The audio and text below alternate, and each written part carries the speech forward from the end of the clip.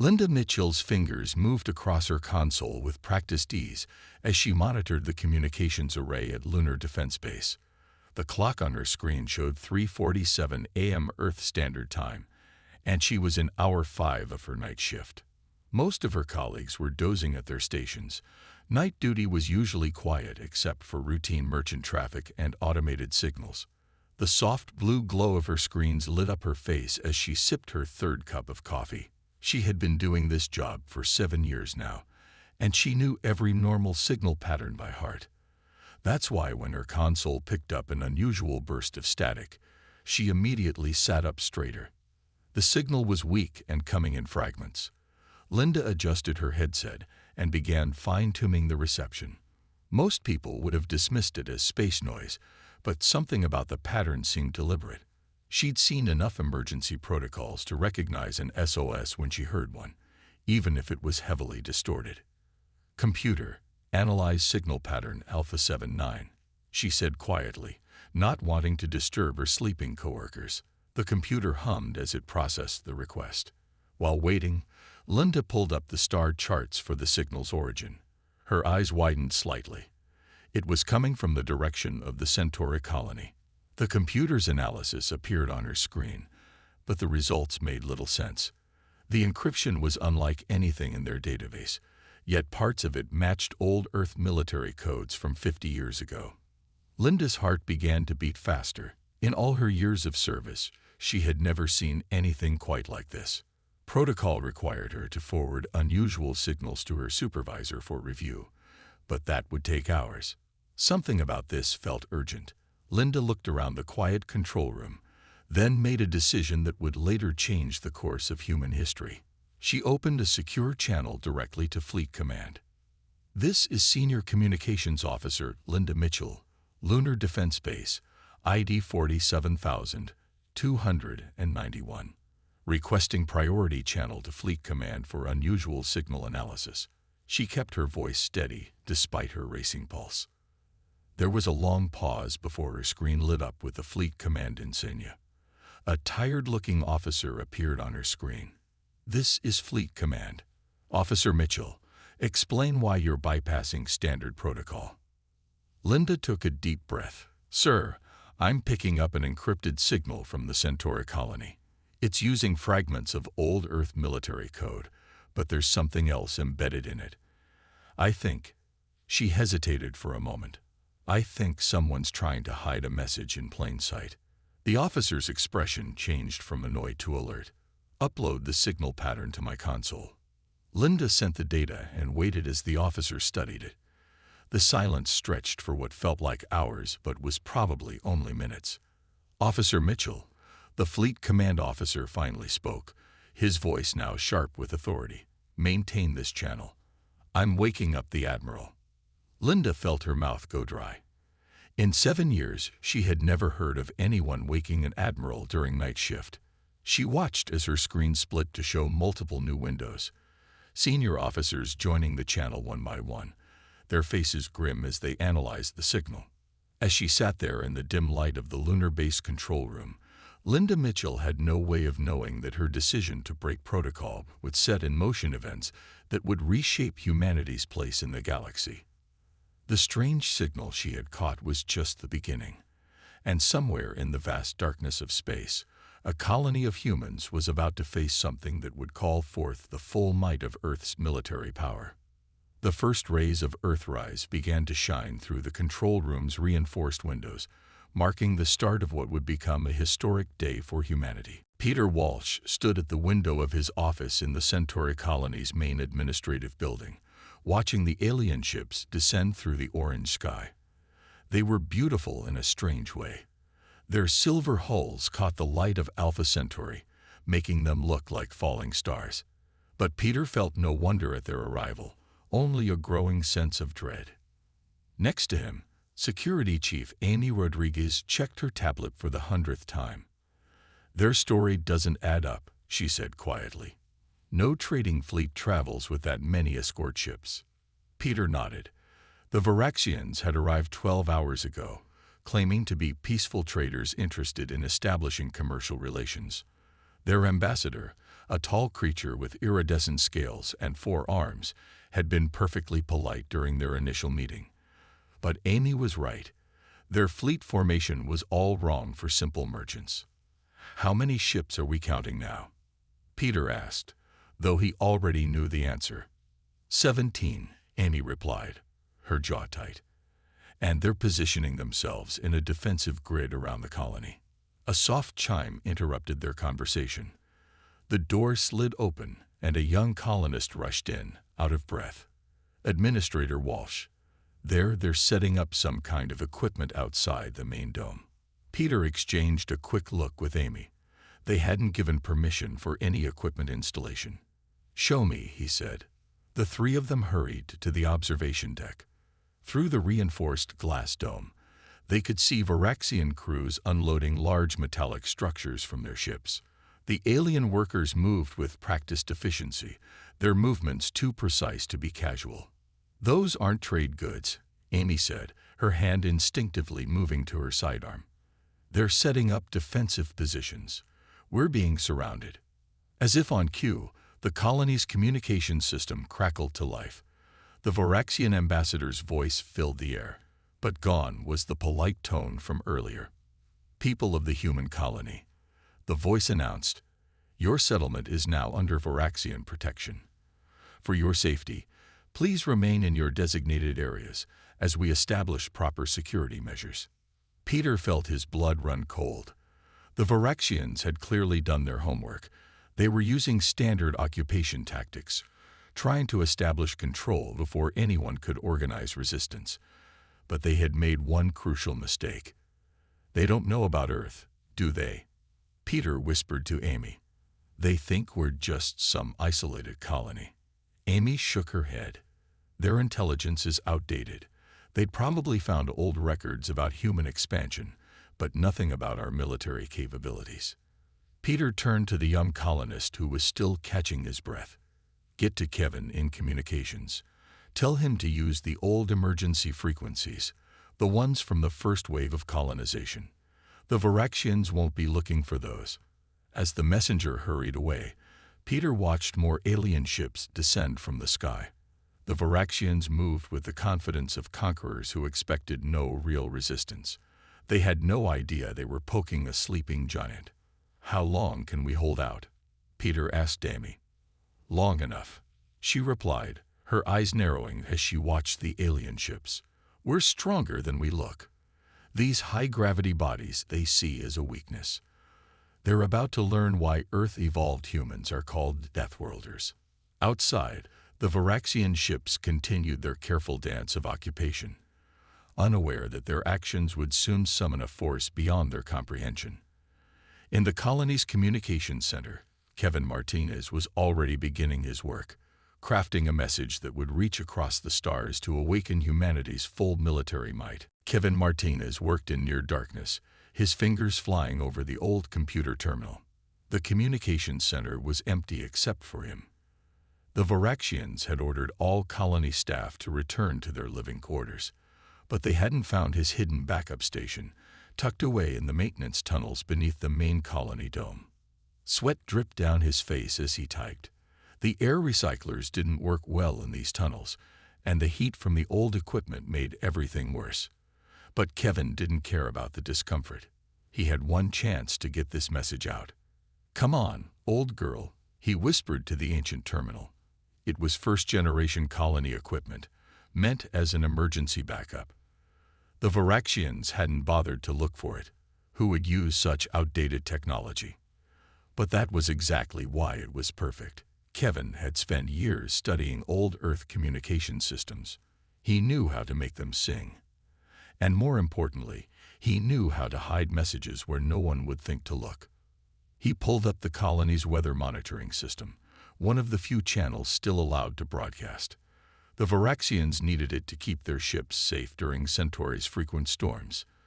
Kevin began weaving his real message into the weather data, using bits of old military code he'd learned from his grandfather.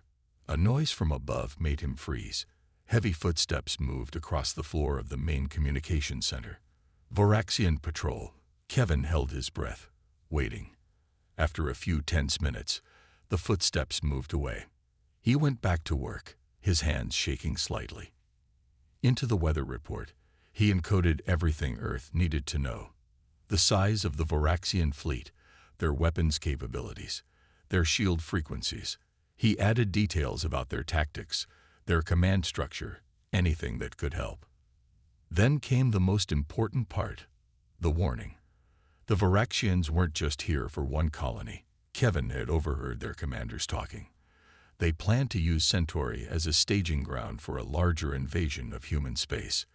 They thought humans were weak, evolved from a simple garden world.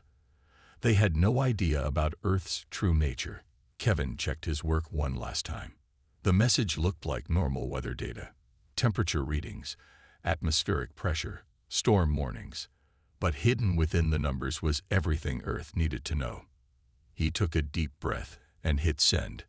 The old terminal hummed as it began broadcasting. Kevin watched the signal strength indicator, silently urging it to be strong enough. The message would take hours to reach Earth, traveling through old emergency channels that hadn't been used in decades. A soft beep confirmed the transmission was working. Kevin allowed himself a small smile. Now came the hard part, keeping the channel open long enough for the full message to get through. He pulled out the small food pack Amy had given him and settled in for a long wait. Outside, he could hear the Voraxians moving through the colony, setting up their occupation force. They thought they had complete control of all communications. Kevin ate a protein bar and kept his eyes on the signal strength indicator. The message was going out, bit by bit, hidden in the endless stream of weather data. Somewhere out there, he knew Linda Mitchell was still at her post on the Lunar Defense Base. She would be watching for exactly this kind of signal. "Just hold on," he whispered, though he wasn't sure if he was talking to himself, the colony, or the aging terminal. "Help is coming. They have no idea what they've started."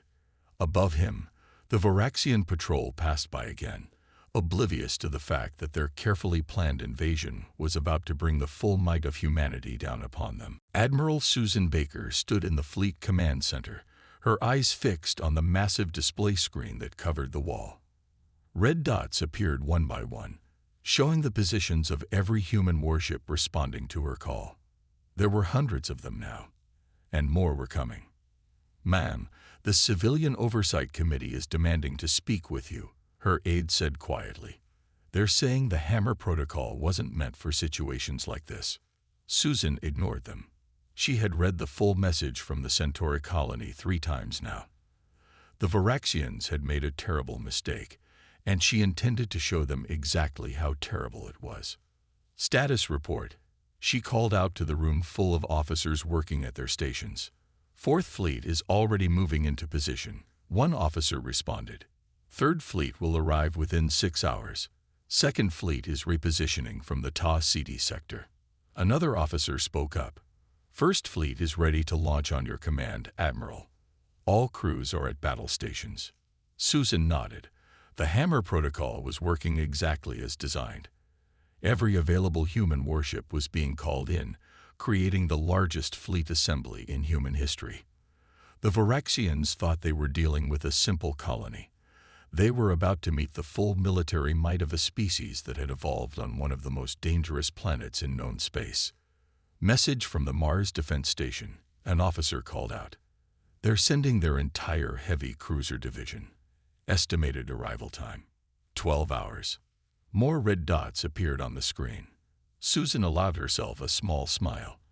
When humanity had spread to the stars, they had never forgotten the lessons learned on Earth. Every colony, every outpost, every station had been built with defense in mind. Now all that military power was gathering for a single purpose. "Admiral," her aide tried again, "the Oversight Committee." "Tell them I'll explain everything after we save our people." Susan cut him off. She turned to address the command center. "Listen up. The enemy thinks they found an easy target. They don't know that humans are classified as Deathworlders for a reason. Every ship, every weapon, every soldier we send was built and trained on a world with higher gravity than most species can survive." She pointed to the tactical display showing the Voraxian fleet around the Centauri colony. They have 17 ships. We're going to show them what happens when you threaten a species that evolved fighting predators in high gravity. A new alert flashed on the main screen. Susan read it, and her expression hardened. They're setting up orbital weapon platforms around the colony. They're planning to use our people as shields. The room fell silent. Everyone knew what that meant. This wouldn't be a simple battle. It would require precision, skill, and the kind of strength that only humans could bring to bear. Send word to all ships, Susan ordered. This is a rescue mission first. Those are our people down there, and we're bringing them home. She watched as more red dots joined the display. Earth ships, Mars ships, ships from every human settlement in space, all converging on a single point. The Voraxians had no idea what was coming. Time to launch, she asked. First Fleet can move out in 10 minutes, Admiral. Susan nodded. Send the order. Let's show them why you don't threaten a Deathworlder colony. The command center burst into activity as the launch orders went out. In orbit above Earth, hundreds of warships began powering up their engines. The unstoppable Deathworlder fleet was about to live up to its name. Fleet Commander Zextol of the Voraxian forces stood in his command center, his scales changing color from confident green to worried blue. He watched the long-range sensor readings with all 4 of his eyes, not wanting to believe what they showed. Report again, he ordered his sensor officer. How many ships? The count keeps increasing, Commander, the officer said, his voice shaking. We've detected over 500 warships now, and more are appearing every minute. They're coming from every human-controlled system in the sector. Zextel's scales shifted to a pale yellow of fear. This wasn't possible. Their intelligence reports had shown humans as a minor species, barely able to maintain a few colonies, but the fleet gathering against them was larger than anything the Voraxian Empire had ever faced. Show me the archives, he demanded. Everything we have on Earth. The main screen filled with data. Zextol read it with growing horror. Their intelligence was decades old, from humanity's first steps into space. No one had bothered to update it. No one had thought they needed to. Commander, his science officer called out. We found something in the old xenobiology files. It's about Earth.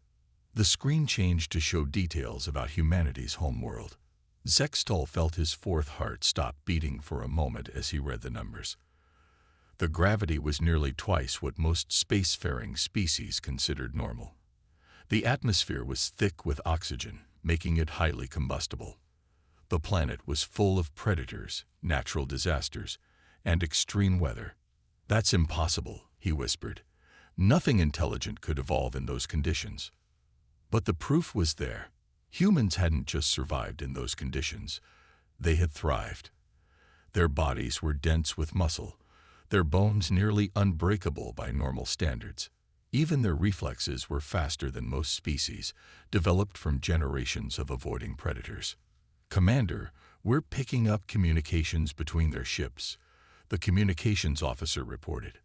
They're calling us prey. Zextel's scales turned white. Now he understood. His forces hadn't found a weak colony to conquer. They had threatened a species that evolved on a death world, a species that other races had learned to fear. A new alert sounded. The sensor officer's voice was barely a whisper. First wave of human ships has entered the system. Their acceleration. Commander, they're pulling maneuvers that would kill our crews. The G-forces they're tolerating. The main screen showed human warships moving in ways that defied Voraxian combat doctrine. They turned at speeds that should have crushed their crews.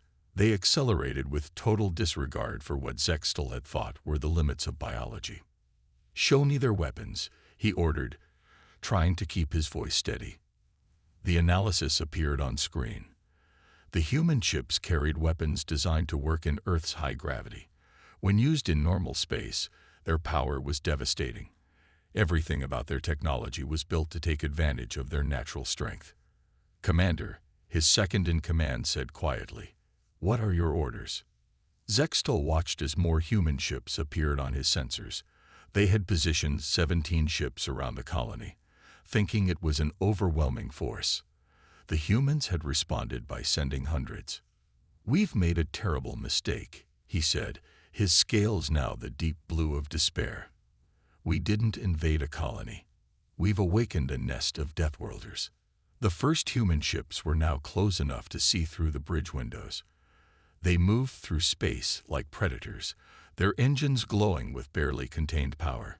The unstoppable Deathworlder fleet had arrived, and the Varaxians were about to learn why Earth-evolved humans were feared across the galaxy. Captain Frank Morris sat in his command chair aboard the heavy cruiser Valiant, watching the battle unfold. His ship led the first wave of the human fleet into the Centauri system. The Varaxian ships hung in orbit around the colony, their weapons charged and ready. "All hands, battle stations," Frank ordered, his voice calm and steady. "Remember your training. These aliens think we're weak because they don't understand what Earth gravity means." The crew responded with quick efficiency. Every person on his ship had trained in gravity higher than what they were fighting in now. Their movements were faster, stronger, and more precise than what the Varaxians could manage. "Enemy ships are forming a defensive line," his tactical officer reported. "They're trying to keep us away from the colony." Frank smiled. The Varaxians were using standard space combat tactics, the kind that worked well for species that evolved in lower gravity. But humans didn't fight like other species. "Launch fighters," he ordered. "Show them what Earth pilots can do." The Valiant's fighter bay doors opened. Small, heavily armed ships shot out, piloted by humans who could handle maneuvers that would knock most aliens unconscious. The fighters dove and twisted through space, moving in ways that seemed impossible. "Sir, the Varaxians are transmitting a message," his communications officer said. "They're demanding our surrender." "Send them our reply," Frank said. "All ships execute Battle Plan Delta." The human fleet moved as one. Hundreds of ships accelerated at forces that would kill most alien crews.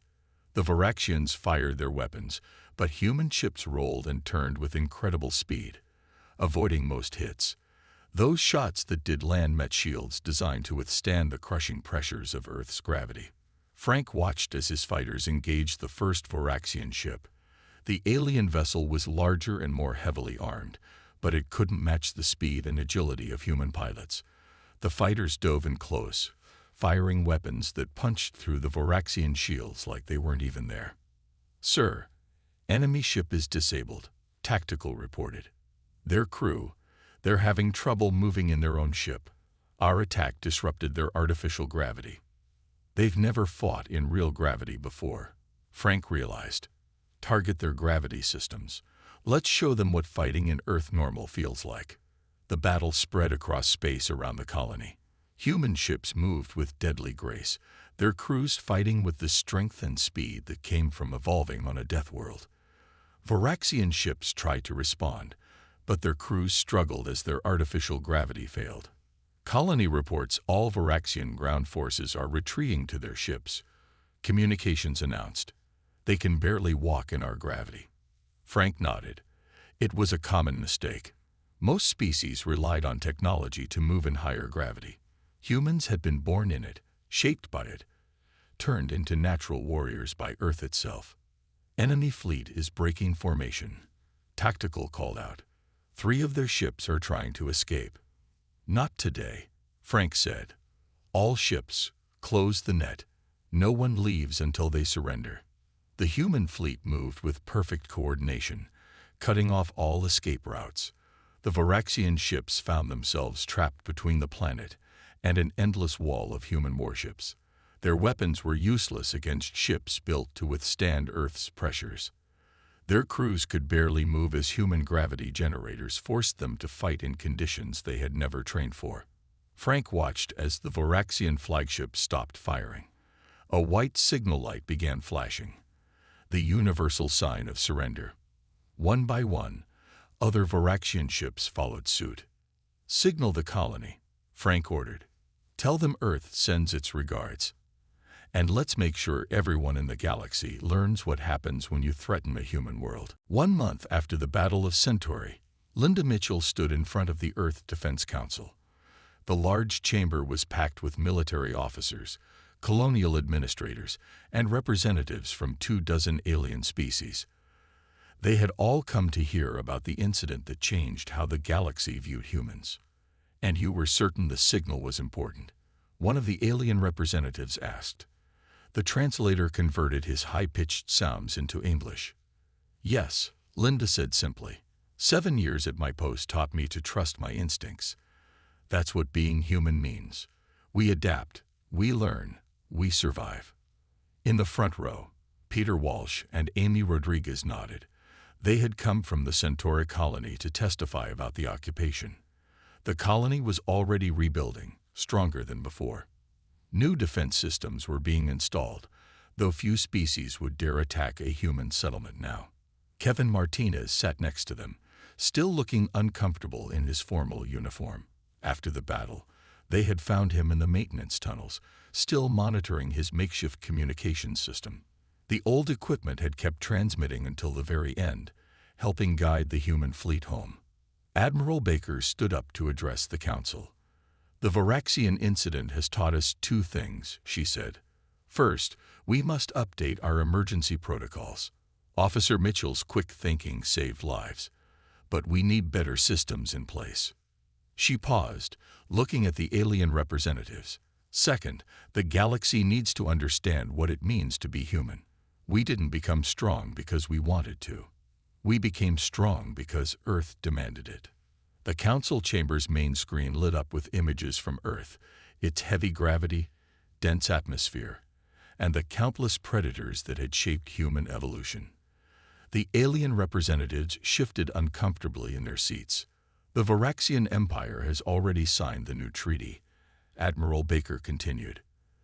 "They've agreed to warn others about attacking Deathworlder colonies. But we're going further. Today, we're establishing the Deathworlder Doctrine." Captain Frank Morris, standing guard by the door, smiled as the Admiral explained the new rules.